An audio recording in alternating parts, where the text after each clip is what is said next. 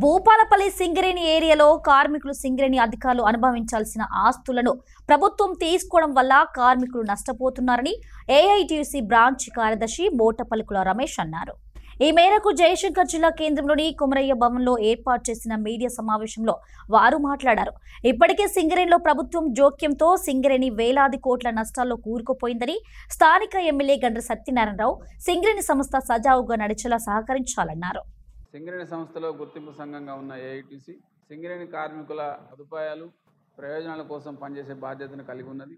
భూపాలపల్లి ఏరియాలో ఇప్పటికే అనేకమైన ఆస్తులు కార్మికులు సింగరేణి అధికారులు అనుభవించాల్సిన ఆస్తులన్నింటినీ ప్రభుత్వ యంత్రాంగం తీసుకోవడం, దాని ఫలితంగా కార్మికులు ఆర్థికంగాను ఆర్థికేతర అంశాల పట్ల కూడా తీవ్రమైన నష్టాలతో ఉన్నారు.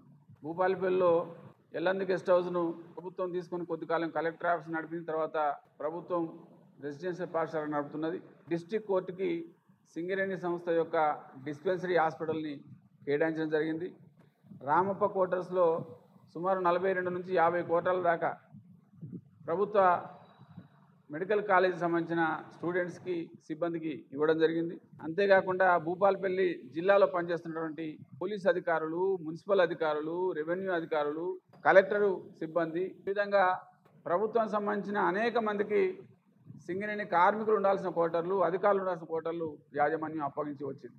అదేవిధంగా భూపాలపల్లి బస్టాండ్ సమీపంలో ఉన్నటువంటి మేము భూపాలపల్లిలో మొదటగా కొట్లాడి కట్టించుకున్నటువంటి కమ్యూనిటీ హాల్ని గత 15 సంవత్సరాలుగా పోలీస్ డిపార్ట్మెంట్ వాళ్ళు వాడుకున్నారు.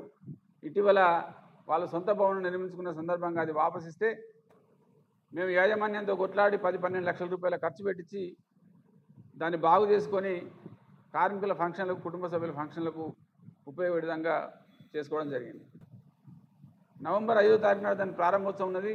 తర్వాత సింగరేణి కార్మికుల కుటుంబాలకి అది అందుబాటులోకి వస్తుంది.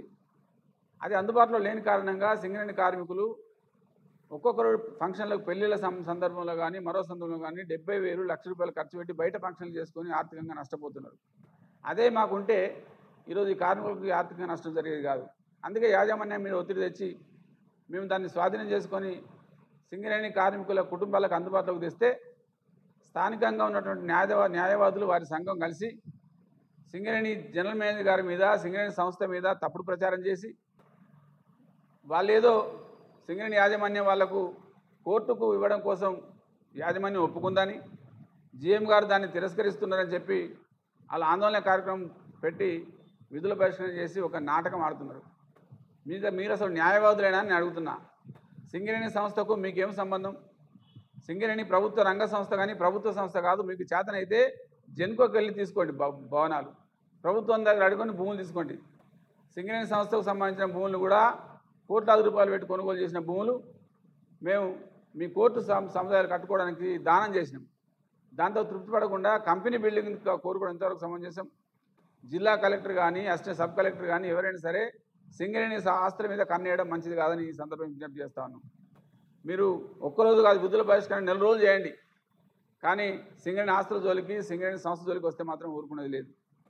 ఇవాళ సింగరేణి కార్మికులు ఈ ఫంక్షన్ అందుబాటులో లేకపోవడం వల్ల జరిగే నష్టాన్ని ఎవరు భర్తీ చేస్తారు? మీ న్యాయవాదుల వల్ల, మీ సంస్థ వల్ల మా సింగరేణి సంస్థ ఒరిగేదేం లేదు. సింగరేణి కార్మికులు తీవ్రమైన ఆగ్రహంతో ఉన్నారు.